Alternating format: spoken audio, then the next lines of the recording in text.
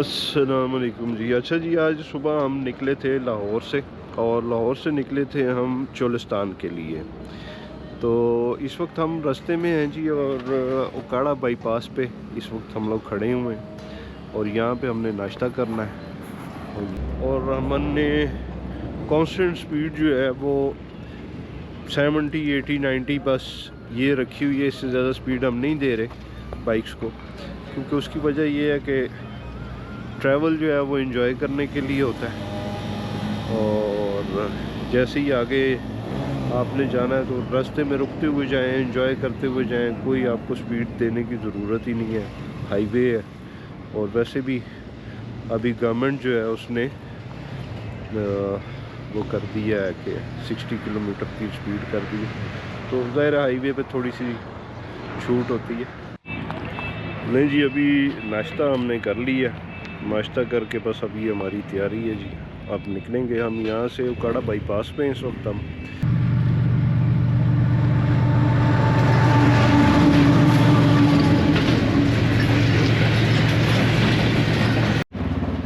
ये जी, अभी इस वक्त हम लोग लोधना के रास्ते में हैं और यहाँ से तकरीबन 106 किलोमीटर के करीब जो है वो है बहावलपुर। और बस ये अभी हमने यहाँ पे अभी हमने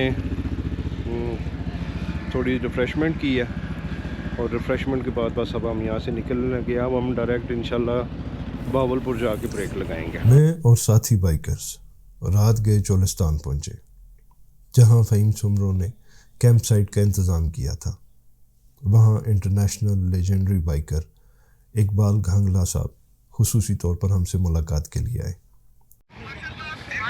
अच्छा जी, अस्सलाम वालेकुम। अच्छा जी, हम पहुंच गए हैं इस वक्त जहाँ से क्वालिफाइंग राउंड शुरू होना है, वहाँ पे हम स्टार्टिंग पॉइंट भी यहीं पे है, ग्लाइडर स्लाइडर भी यहीं से उड़ते हैं। अच्छा जी, आज हमने यहाँ पे डेरे डाले हैं जी फ़हीम भाई की तरफ।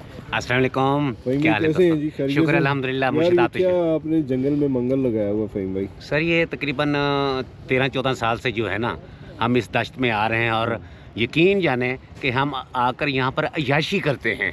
आज जी हमारे पास मुल्तान से घांगला साहब भी आए हुए हैं और वो स्पेशल मिलने के लिए आए हैं। इकबाल भाई कैसे हैं?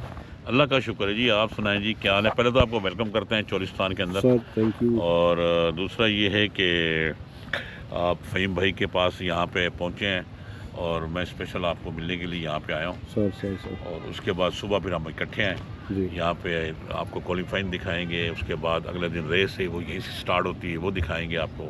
और फोर्ट दिखाएंगे, कुछ यहाँ पे इनका पुराना कब्रिस्तान है वो दिखाएंगे आपको। मस्जिद भी है वो, इसके अलावा हाँ शाही मस्जिद में। इसके अलावा नवाबों का अपना पुराना कब्रिस्तान है, वो दिखाएंगे हम आपको। फिर ऐसे 2-3 दिन तो है ना आप इधर? नहीं, हम 2-3 दिन नहीं है जी, हमने बस सुबह आप जा रहे हैं। कल शाम को हम तकरीबन दोपहर के टाइम हम निकल जाएंगे। इतनी फिल्म ना चलाएं, बट ठीक है। ओके जी। छोटा घांगला साहब हैं जी, ये कैंप फायर के गिर्द बैठकर गपशप हुई, सफ़र के तजुर्बात शेयर की और सहरा की रात का लुत्फ उठाया। शदीद ठंड थी जी रात को, और बहरहाल मज़ा आया सोने का। सोए जागे बस अच्छा रहा। तो अभी उठे हैं जी, अभी आते हैं कुछ वीडियो बनाते हैं। हाजिर मुझे उठा लो अगर है जी।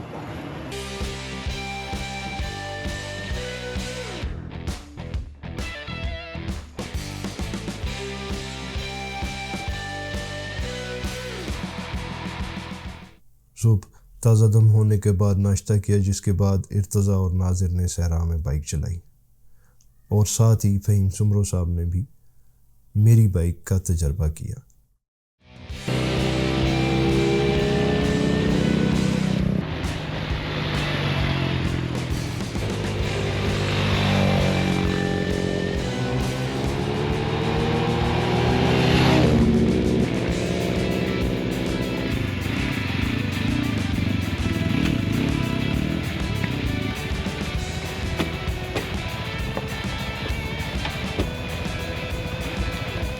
उसके बाद क्वालिफाइंग राउंड देखने के लिए रेस की शूटिंग और दीगर अमूर के लिए रवाना हुए।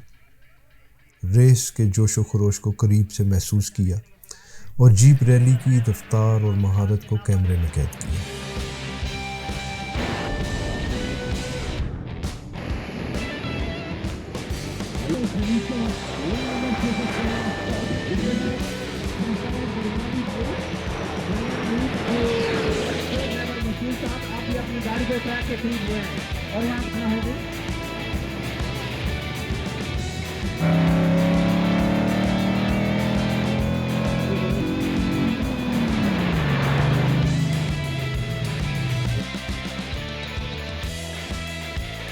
इसके बाद दरावड़ कला की तरफ रवाना हुए।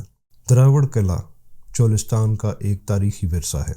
चोलिस्तान के बेकरां सहरा में बहावलपुर से तकरीबन 100 किलोमीटर के फासले पर एक शानदार और तारीखी किला इस्तादा है।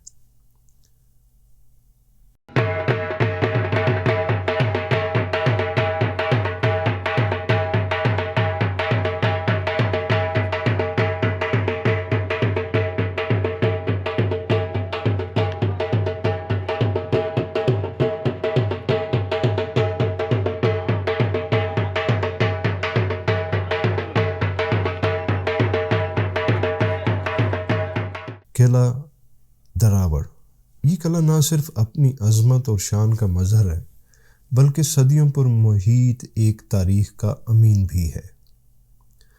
कहा जाता है कि 800 ईस्वी में जट भट्टी राजपूत हुक्मरान रावल देवराज भट्टी ने इस किला की बुनियाद रखी। इब्तदा में इसे देवो आवर कहा गया, जो वक्त के साथ साथ डेरावर बन गया और फिर दरावड़ बन गया।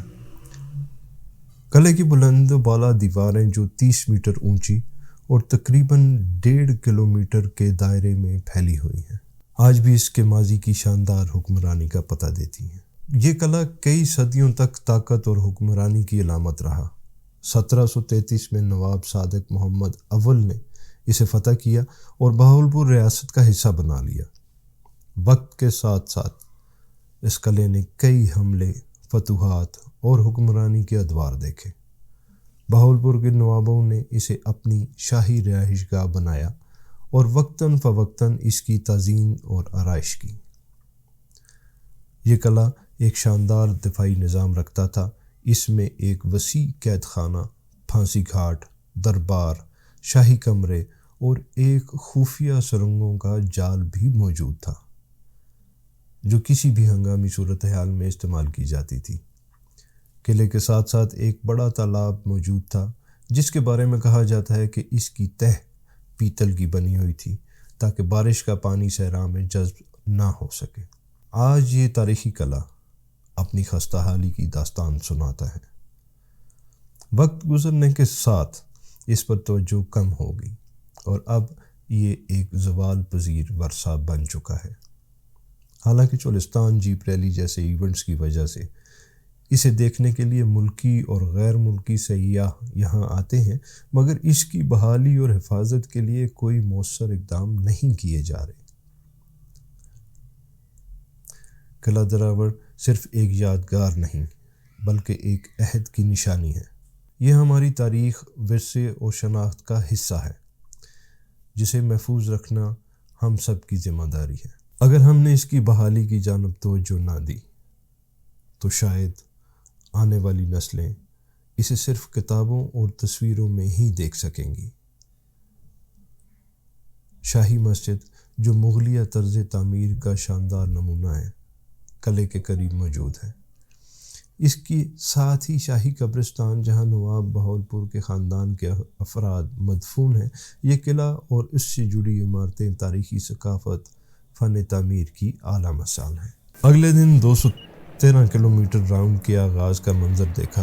लोग बड़ी तादाद में मौजूद थे। फ़िज़ा में ग्लाइडर्स उड़ रहे थे और हर तरफ जोशो खरोश था।